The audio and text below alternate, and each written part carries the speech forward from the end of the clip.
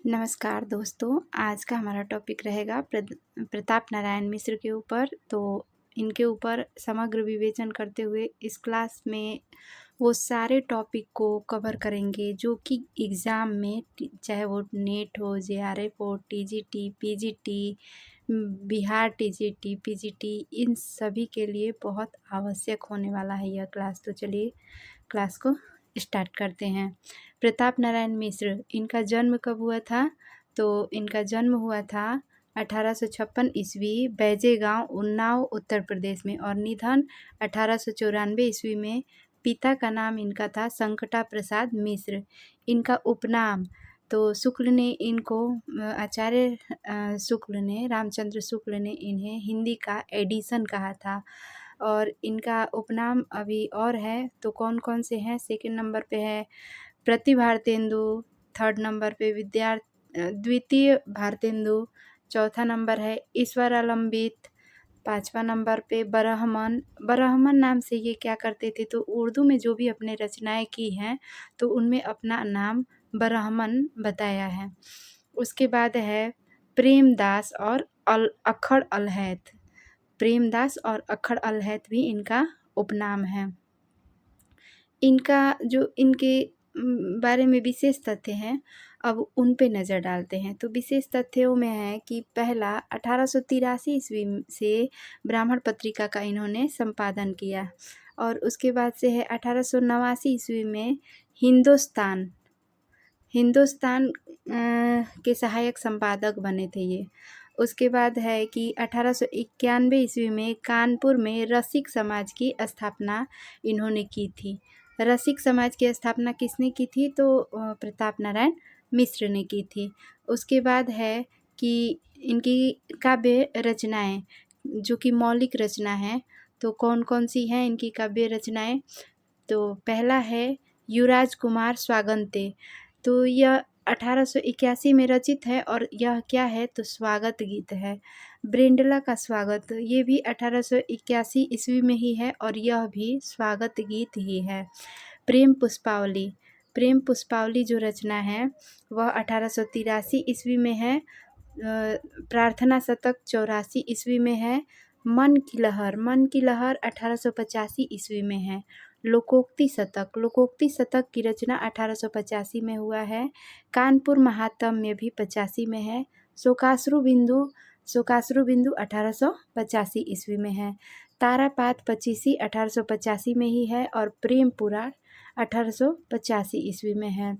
दंगल खंड 1887 ईस्वी में है, और तृप्तम त्याम 1891 ईस्वी में है। तृप्तम त्याम कब है? तो 1891 ईस्वी में है। होली है रचना 1891 में है, और फागुन महात्म्य भी 1891 में है। इनकी 3 अपूर्ण रचनाएं भी हैं।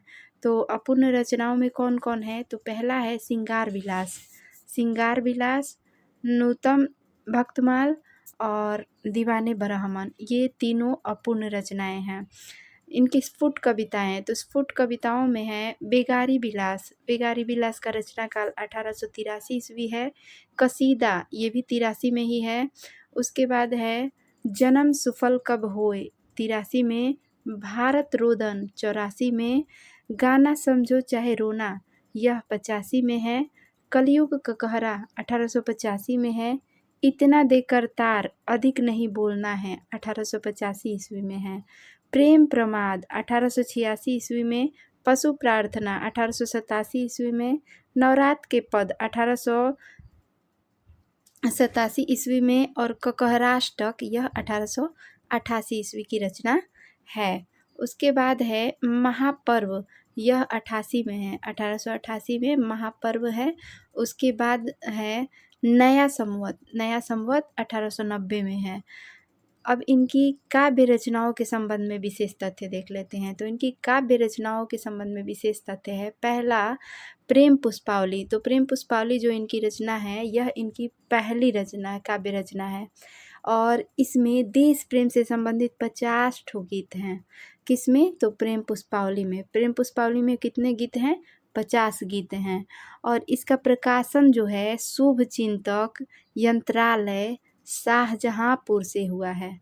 ये प्रेम पुष्पावली जो रचना है, इसका जो प्रकाशन हुआ है शुभ चिंतक यंत्रालय शाहजहाँपुर से हुआ है। आगे देखते हैं इनकी दूसरी रचना। तो दूसरी रचना है कि लोकोक्ति शतक। लोकोक्ति शतक का रचना काल 1885 ईस्वी है और यह क्या है तो कहावतों पर रचित 100 कविताओं का संकलन है। लोकोक्ति शतक में कितनी कविता हैं तो 100 कविताओं का संकलन लोकोक्ति शतक है। शतक से ध्यान रखेंगे 100 और कविताओं को लोकोक्ति समझ लीजिए, याद करने के लिए इतना काफ़ी है। लोकोक्ति शतक में कविताओं का संकलन है और कितने कविता तो 100, शतक से 100 याद रखेंगे। उसके बाद से है 1884 ईस्वी से 61 कविताओं तक का 1884 से 61 कविताओं तक इनका प्रकाशन ब्राह्मण पत्रिका से हुआ है। जो 1884 से 61 जो कविताएं हैं इनकी, उनका प्रकाशन ब्राह्मण पत्रिका से हुआ है। उपदेश प्रधान रचना है यह रचना जो है लोकोक्ति शतक, यह क्या है तो इसमें उपदेश परक कविताएं हैं, इसलिए कितनी कविताएं हैं तो 100 हैं और इन कविताओं से हमें कुछ ना कुछ उपदेश मिलता है, तो यह उपदेश परक रचना है। परोपकार सामाजिक कुरीतियों, अंग्रेजों के शोषण एवं देशभक्ति का चित्रण है। इसमें क्या है तो परोपकार सामाजिक कुरीतियों, अंग्रेजों के शोषण एवं देश प्रेम का चित्रण है। तीसरी रचना है इनकी मन की लहर। तो मन की लहर 1885 में है और 85 में भारत जीवन प्रेस बनारस से प्रकाशित है। ईश्वर भक्ति एवं देश प्रेम से संबंधित 25 लावनी छंद है। इसमें मन की लहर में कितने लावनी छंद हैं तो 25। कानपुर महात्म्य। कानपुर महात्म्य रचना कब हुई है तो 1885 ईस्वी में और ब्राह्मण प्रेस कानपुर से प्रकाशित। ब्राह्मण प्रेस कानपुर से प्रकाशित कानपुर महात्म्य है और भारतीय जीवन प्रेस बनारस से संबंधित कौन है तो मन की लहर।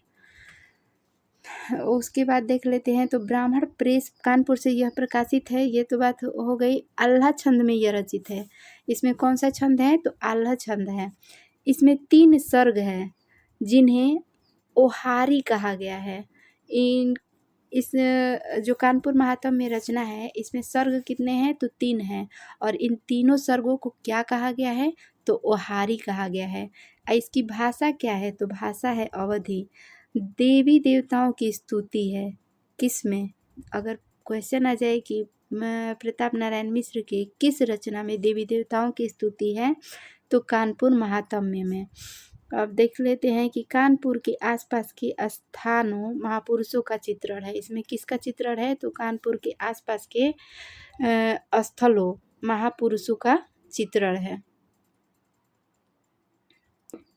आगे इनकी रचना है दंगल खंड। दंगल खंड जो है 1887 ईस्वी में है और आल्हा एवं कुंडलिनी छंदों में रचित हैं। व्यायाम के महत्व एवं कानपुर में हुए 1887 ईस्वी के दंगल का चित्रण है।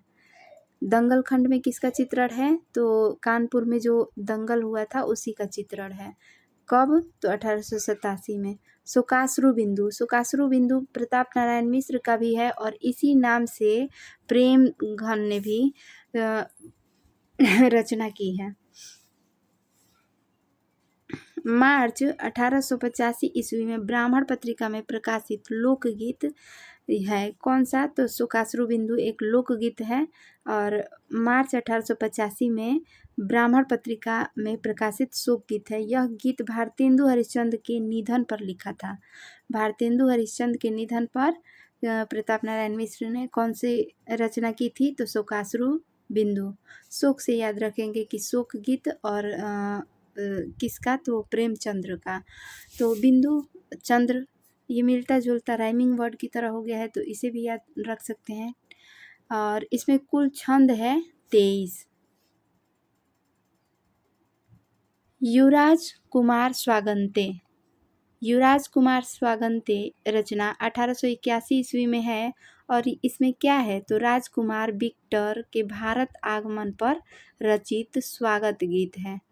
भारत में उनको स्वागत करने के लिए प्रताप नारायण मिश्र ने इसकी रचना की थी। ब्रेंडला का स्वागत 1881 ईस्वी में इंग्लैंड के प्रसिद्ध राजनीतिज्ञ चार्ल्स ब्रेंडला के भारत आगमन पर रचित स्वागत गीत है। फ्रेडरिक पिनकाट ने 1890 ईस्वी में इसका अंग्रेजी में अनुवाद कर इंडिया पत्र में प्रकाशित करवाया था। उसके बाद देख लेते हैं अगली रचना है तृप्तम त्याम, और तृप्तम त्याम का रचना काल है 1891 ईस्वी। धारावाहिक रूप में ब्राह्मण पत्रिका में यह क्या है तो धारावाहिक रूप में ब्राह्मण पत्रिका में प्रकाशित है। अक्टूबर 1890 से फरवरी 1891 तक प्रकाशित पुस्तिका का रूप में प्रकाशन 1891 में खड़क विलास प्रेस बांकीपुर से हुआ था। इसमें कुल छंद कितने हैं तो 90 हैं। इसमें देश की तत्कालीन दशा के प्रति क्षोभ भावना व्यक्त हुई है। आगे है तारापात पचीसी। तारापात पचीसी का रचना काल है 1885 ईस्वी, और इसमें क्या है तो देवी देवताओं की स्तुति की गई है एवं प्राकृतिक सौंदर्य से संबंधित 25 दोहे हैं। तारापात में क्या है देवी देवताओं की स्तुति है और प्रकृति सौंदर्य से संबंधित 25 दोहे हैं। प्रेम पुराण 1885 ईस्वी में है और यह आख्यान काव्य है। इसमें 2 अध्याय हैं। इसमें 8 चौपाइयों के बाद एक दोहा छंद रखा गया है। प्रेम की महिमा का इसमें चित्रण है। फागुन महात्म्य 1891 ईस्वी होली के अवसर पर गाए जाने वाले कवित्तों का संकलन है। फागुन महात्म्य होली के अवसर पर जो गाए जाते हैं उन कविताओं का संकलन इन्होंने किया है 1891 ईस्वी में। होली है रचना, ये भी 1891 में है। प्रकाशन 1813 ईस्वी में माधुरी एंड कंपनी कानपुर से। इसमें होली से संबंधित 8 कविताएं, 1 निबंध हैं। आगे देख लेंगे सिंगार विलास। सिंगार विलास जो रचना है यह रचना वर्तमान में अनुपलब्ध है और कलि कौतुक रूपक 1885 ईस्वी में इसका उल्लेख मिलता है। प्रार्थना शतक 1884 ईस्वी देवी देवताओं एवं महापुरुषों की स्तुति से संबंधित 100 पद हैं। उसके बाद है दीवाने बरहमन। दीवाने बरहमन उर्दू फारसी में रचित गजलों एवं शेरों का संकलन है। यह रचना अब तक अप्रकाशित है। इनका नाटक में है कलि कौतुक रूपक। कलि कौतुक रूपक 1885 ईस्वी में भारतीय प्रेस काशी से प्रकाशित है। सामाजिक रूपक नगरवासियों के वास्तविक चरित्र का चित्रण है। कुल दृश्य इसमें 4 हैं। 15 पुरुष और 3 स्त्री पात्र हैं। प्रमुख पात्र श्यामा जो कि नायिका है, चंपा, रसिक बिहारी, किशोरी दास और पदमचंद्र हैं। कलि प्रवेश नीति रूपक। कलि प्रवेश नीति रूपक जो है इसके अभिनय की सूचना 1887 ईस्वी के ब्राह्मण के अंक में मिलती है। यह वर्तमान में अनुपलब्ध है। हट्टी हमीर रचना 1886 ईस्वी में है। यह ऐतिहासिक नाटक है और इसमें कुल अंक 6 हैं। कुल दृश्य 8 हैं और इनके पात्र हैं बरहठी बेगम, अलाउद्दीन की पत्नी, उसके बाद अलाउद्दीन, हमीर, मीर मोहम्मद।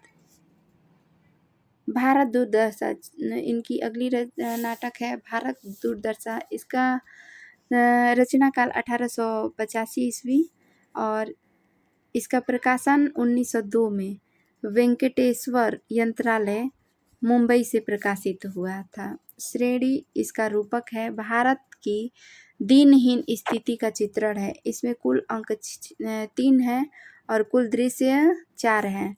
प्रमुख पात्र हैं भारत जो कि नायक हैं, कलयुग, चौपट सिंह, लाज, कुमत और रोगराज। उसके बाद अगली नाटक है संगीत शाकुंतलम। संगीत शाकुंतल का प्रकाशन है 1891 ईस्वी में खड़ग विलास प्रेस बांकीपुर से। यह कालिदास के अभिज्ञान शाकुंतलम का अनुवाद है। कुल 7 सर्ग हैं। कुल दृश्य 19 है। जुआरी खुजारी प्रहसन। इसका प्रकाशन अंक नवंबर 1883 ईस्वी ब्राह्मण पत्रिका में प्रकाशित है और यह अपूर्ण रचना है। प्रमुख पात्र है पचकौड़ी वाला, धनदास, कुबेर चंद्र, गप्पू मल। और उसके बाद अगली रचना है दूध पानी का पानी। ये भाड़ है, अपूर्ण रचना है। इसके कुछ अंश 1883 ईस्वी में ब्राह्मण पत्रिका में प्रकाशित हुए थे। प्रमुख पात्रों में है ठाकुर विजय सिंह, बालकृष्ण भट्ट और टेकचंद्र। गोसंकट रचना है, अनुपलब्ध रचना है और ब्राह्मण पत्रिका के दिसंबर 1887 ईस्वी के अंक में इसके अभिनय की सूचना मिलती है। टिप्पणी: गोसंकट अंबिका दत्त व्यास द्वारा रचित नाटक भी है। गोसंकट प्रताप नारायण मिश्र का भी है और अंबिका दत्त व्यास का नाटक भी है। संकलित संग्रह में पहला है रहीमन शतक फरवरी 1881 ईस्वी और ईस्वी में ब्राह्मण पत्रिका से आरंभ हुआ। उसके बाद है इसमें रहीम के 101 दोहे संकलित हैं। रहीम के कितने दोहे हैं? 101। कुछ दोहों का कुंडलिनी छंद में भाव विस्तार किया गया है। कुछ छंदों का कुंडलिनी छंद में भाव विस्तार किया गया है। आगे रसखान शतक जो रचना है, प्रकाशन वर्ष 1891 ईस्वी है। इसमें रसखान के 72 पदों का संकलन है। मानस विनोद, प्रकाशन वर्ष 1886 ईस्वी। रामचरितमानस के महत्वपूर्ण पदों का संकलन है।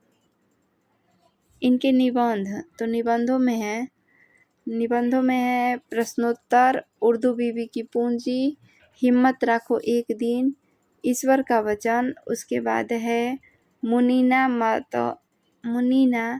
मतिच भ्रम, नास्तिक, समझ की बालेहारी, बलि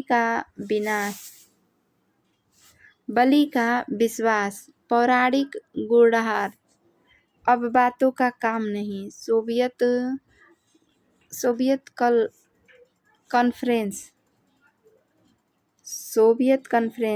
उसके बाद है पुलिस की निंदा क्यों की जाती है। उसके बाद है झगड़ालू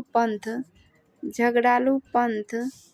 उसके बाद है रसिक समाज, नवपंचमी और सनातनचारी, शिवालय, विश्वास। आगे भावात्मक निबंधों में है देश दशा, भारतेंदु, शोक प्रकाश, रक्ताश्रु, मस्ती, ममता, धोखा, दया पात्र जीव, आप, भो, दात, पक्ष।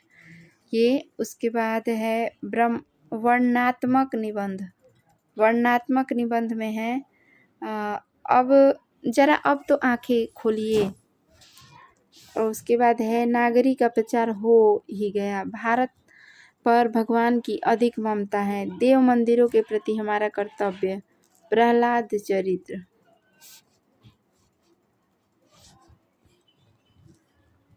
वाजिद अली शाह। उसके बाद है गोरक्षा। उसके बाद है गंगा जी, कचहरी में मालिक राम जी, दशावतार, भेड़िया धसान, अपभ्रंश, एक सलाह। हास्य व्यंग परक निबंधों में है रूस और पूस, नारी, हम राजभक्त हैं, मार मार कहे जाओ, नर्मदा तो खुदा ही ने बनाया। अन्य रचनाओं में है प्रताप चरित्र। प्रताप चरित्र यह प्रताप नारायण मिश्र की आत्मकथा है जो अपूर्ण है। इसके कुछ अंश 1885 ईस्वी में ब्राह्मण पत्रिका में प्रकाशित हुए थे। शैव सर्वस्व यह गद्य रचना है जिसमें शैव मत की विवेचना है।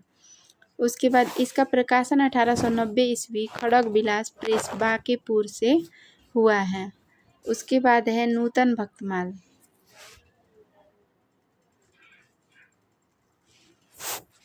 नूतन भक्तमाल अपूर्ण रचना है और इसके कुछ अंश 1885 में ब्राह्मण पत्रिका में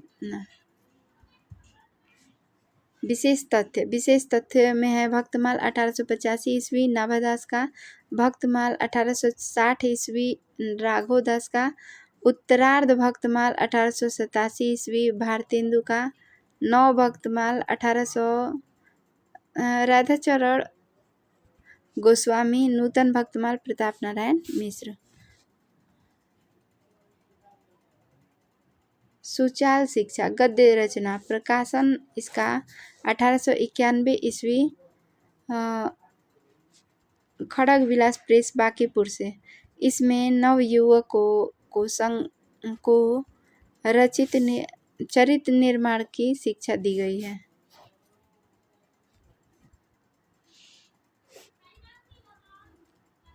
विशेष तथ्य में है कि आधुनिक हिंदी निर्माताओं की बृहत्त्रयी में शामिल रचनाकार हैं। उसके बाद है कि आधुनिक हिंदी निर्माताओं की बृहत्त्रयी उसमें कौन कौन है तो भारतेंदु हरिश्चंद्र, बालकृष्ण भट्ट और प्रताप नारायण मिश्र। जानकी मंगल नाटक के मंच में अभिनव हेतु उन्हें अपने पिता से मूछ मुड़वाने की आज्ञा लेनी पड़ी थी।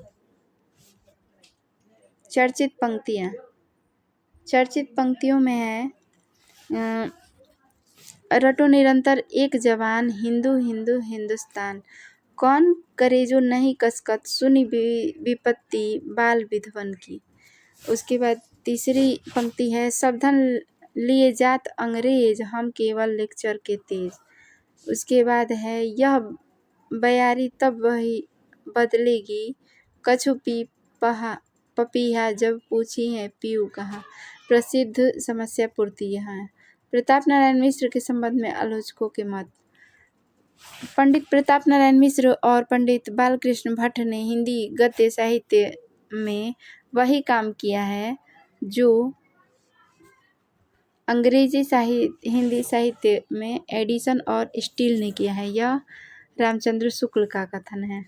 उसके बाद है जोसेफ एडिसन 1672 ईस्वी में और यह रिसर्च स्टील 1672 से 1729 में अंग्रेजी के निबंधकार के थे। एडिसन में बुद्धि तत्व, स्टील में भाव पक्ष प्रधान है। हिंदी साहित्य के इतिहास में निबंधकार मिश्र जी अपनी स्वच्छंदता, आत्मव्यंजकता, हास्यप्रियता, व्यंग्य, वक्रता, सजीवता, चपलता, लोकोन्मुखता, मुहावरेदानी लोकोक्तियों एवं सूक्तियों की बहुलता के लिए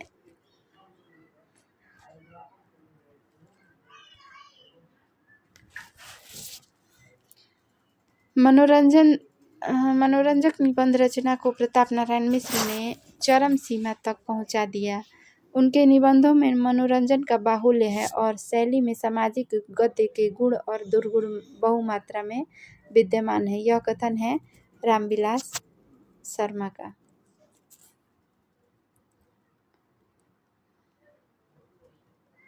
अंग्रेजी राज्य के प्रजा हितैषी रूप पर जैसा व्यंग्य प्रताप नारायण मिश्र ने किया है अन्यत्र दुर्लभ है। आचार्य रामचंद्र